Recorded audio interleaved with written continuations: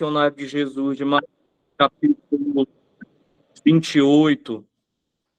Mateus capítulo 28 é o versículo 16 em diante, quando Jesus dá o mandato missionário aos seus discípulos. Eu acredito, isso é um parecer meu, que nas entrelinhas do texto já estava contida a disciplina de missiologia, apesar de ser de origem próxima de nós, do século XX, mas como missiólogo eu ouso dizer que está ali quando Jesus diz: ide, portanto, e fazei discípulos todas as nações, fazer com que todas as nações se tornem meus discípulos, batizando-os em nome do Pai, do Filho e do Espírito Santo, e também ensinando a observar tudo que eu vos ordenei. Nesse mandato,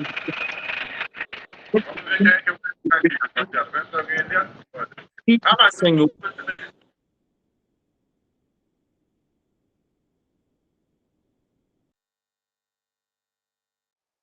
Microfone desligado, padre. Padre, pode continuar. hoje nós vamos continuar fazendo este caminho para tentar compreender ainda de forma mais profunda e na prática o que é a missiologia. Então, nós vamos ver a missiologia a partir de alguns campos de atuação da missão, tá? Eu vou compartilhar com vocês algum conteúdo que depois será disponibilizado lá no grupo da escola.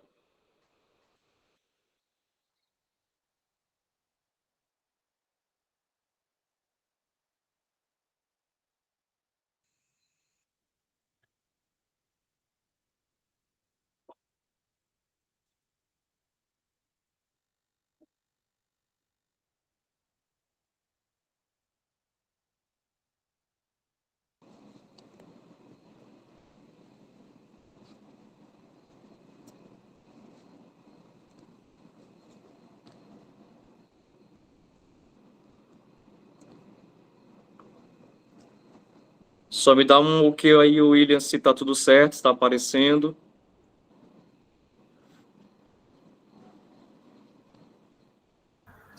Ok, padre, tudo certo. Tudo ok, tudo ok. Pronto. Nossa segunda aula sobre missiologia. Nós começamos com outro questionamento, né? Eu gosto muito de começar questionando. Seria muito interessante se nós estivéssemos em sala mesmo para ouvir os saberes de vocês, mas aqui não é muito propício. Mas eu trago esse questionamento: qual a importância do estudo da missiologia? O que nos motiva a estudar a missiologia, compreender a missiologia? E aí nós trazemos essa resposta. É de fundamental importância por se tratar da tarefa suprema da Igreja. Nós já ouvimos falar a conhecida frase: missão está no coração. Entretanto, nesses Eu tava últimos lá pra fora, vim pra cá agora. Eu vou largar a casa aberta de noite. Entretanto, nesses últimos dias, Deus está interessado em saber se missões está também em nossos corações. O ponto fundamental da missiologia é definir as estratégias e os parâmetros da grande comissão dada por Jesus. Aqui a gente recorda quando o Senhor ele chamou os discípulos para estarem consigo e compartilhou com eles a sua missão. Enviou os discípulos aos lugares aonde ele mesmo deveria ir. Então, os discípulos tomam parte na missão de Jesus. Quando a gente se pergunta qual a importância do estudo da missiologia, a gente então entende que é de fundamental importância por nos inserir dentro desse aspecto da missão que é própria de Jesus e que, ao mesmo tempo, se torna própria da igreja, uma vez que o Senhor confiou a sua missão à igreja que ele mesmo fundou. Então, é de fundamental importância porque se trata dessa tarefa suprema da igreja. O padre Panazzolo ele diz que a igreja ela existe para evangelizar. Ela existe para ser a continuadora da missão de Jesus. E aí, se nós vamos pegar para nos embasar em os documentos missionários da igreja, todos eles vão comungar dessa mesma ideia. A igreja existe para evangelizar, a igreja existe para continuar a missão de Jesus, o ser da igreja é ser missão, e assim a gente vai avançando nessa compreensão e na responsabilidade da igreja em tomar parte na missão, cada um de nós. E aí essa ideia, a partir da frase de que a missão ela está no coração de Deus, de fato fica essa outra pergunta. Importa-nos antes saber que a missão ela está no coração de Deus ou é mais importante para nós, a partir da missiologia, fazer com que a missão ou as missões, as missiones ecclesiae, estejam também nos nossos corações? Porque não basta somente dizer que a missão está no coração de Deus ou que a missão ela tem origem em Deus. Senão ela ficaria ali e pronto. Mas quando a gente parte do coração de Deus e entende que a missão que nasce do coração de Deus, ela parte de um amor fontal, a fonte é o coração de Deus e Deus decide autocomunicar o seu amor, como é que fica o nosso coração diante desse coração de Deus que arde de amor por nós, que se autocomunica e que autodifunde o seu amor, e que quer fazer com que todos os homens experimentem esse amor fontal a partir do seu coração. Aí entra a nossa responsabilidade e a importância do estudo da missiologia, porque ela vai abrindo os horizontes da nossa compreensão para uma participação mais plena e consciente na grande comissão dada por Jesus. Aí nós dizemos, é um ponto fundamental da missiologia esse de definir estratégias e parâmetros da grande comissão dada por Jesus. Então, é dar luzes. A importância do estudo da missiologia é dar luzes para a nossa caminhada missionária, luzes práticas, luzes estratégicas que vão nos ajudar a dinamizar a nossa ação missionária, que é a nossa participação na missão de Jesus, que é a nossa participação na missão que está no coração de Deus, ou que parte do coração de Deus para o nosso coração, e desse modo nós vamos tentando corresponder a essa missão que brota do amor fontal do coração de Deus. E aqui nós temos, então, essa primeira compreensão de que Deus é o primeiro missionário. Essa é uma verdade irrevogável. Deus é o primeiro missionário. Se a gente pega, por exemplo, o livro do Gênesis, quando Deus desce no jardim, quando Deus desce ali e ele modela o homem à sua imagem, à sua semelhança, ele cria por amor. Quando nós vemos Deus descer no final da tarde, é Deus que sai.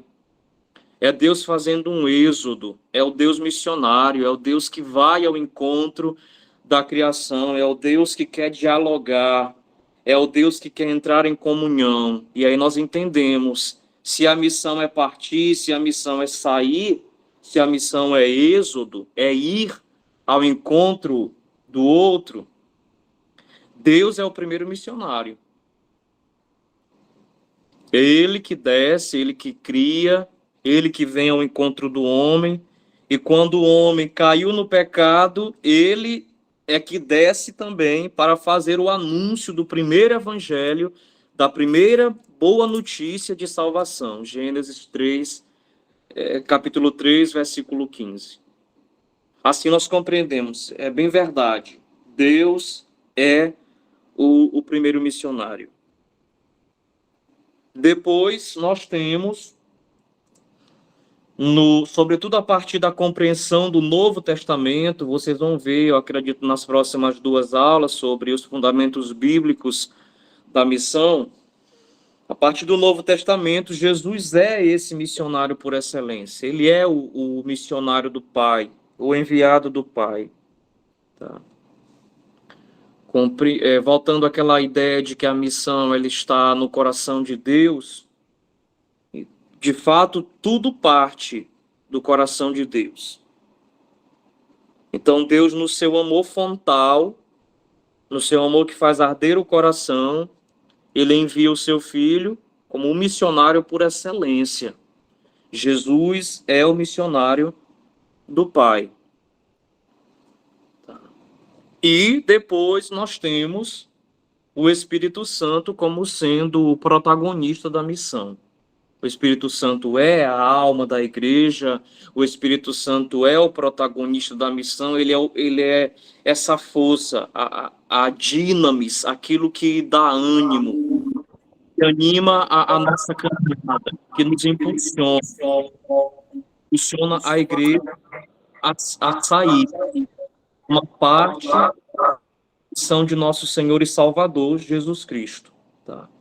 Quando nós olhamos a missão nesses 3 níveis de Deus, o Deus que é Pai, Filho e Espírito Santo, assim nós entendemos que a missão ela é trinitária. Ela nasce no seio da Trindade. E a missão ela vai se revelando a partir das pessoas divinas. Vai se dando a conhecer a partir de cada pessoa divina. E aí nós temos a Missio Dei, que nós já falamos lá na nossa aula passada. A Missio Dei é a missão de Deus. É esse jeito de Deus querer envolver o mundo com o seu amor. Aí nós compreendemos essa Missio Dei, esse Deus que é o primeiro missionário, Jesus que é o missionário por excelência, o Espírito Santo, que é o protagonista da missão. E aí a missão, nesses 3 níveis divinos, elas formam a Missio Dei. Essa compreensão de missão, o Missio Dei, ela esteve presente até o século XV. Até o século XV, o único jeito de conceber a missão era essa missão de Deus. Não havia outro modo, não se pensava um outro modo de missão a não ser essa missão divina, a missão de Deus. O único jeito, os únicos missionários eram as 3 pessoas divinas. Tá? Essa era uma ideia que perdurou até o século XV, a partir do século XVI, que essa ideia vai mudar a partir dos jesuítas, quando eles começam a empreender investidas e metodologias missionárias, sobretudo de santas missões, para alcançar os mundos que estavam sendo descobertos, alcançar para Deus os novos mundos. Tá? Aí se alarga esses horizontes da missão. Mas até então se concebia a missão apenas nesses níveis divinos.